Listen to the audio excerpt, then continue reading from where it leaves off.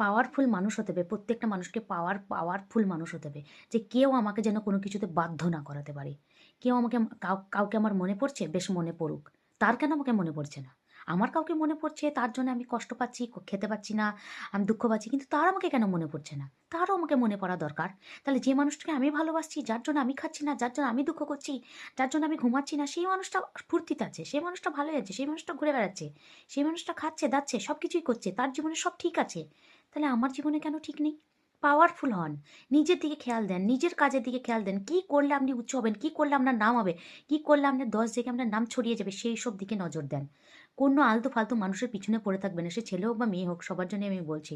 Powerful হন।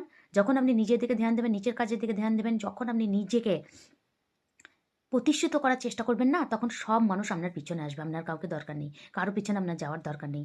শুরুতেই আপনাকে কেউ সাপোর্ট করবে না, আপনাকে হাসাহাসি করবে, এন করবে ত্যান করবে, দুটো কথা বলবে, সেসবে আপনি ভয় পাবেন না। হাসুক না হাসুক, তার মুখ আছে, সে হাসবে। উপরওয়ালা তো আছে, যিনি আমাদেরকে পৃথিবীতে পাঠিয়েছেন। আমি যদি কষ্ট করি, উপরওয়ালা ঠিক আমাদের সঙ্গ দেবে। তো এমন কোনো মানুষের জন্য নিজের জীবন নষ্টই করবেন না, যে আপনাকে পছন্দ করে না, যার আপনাকে ছাড়া চলে যাচ্ছে।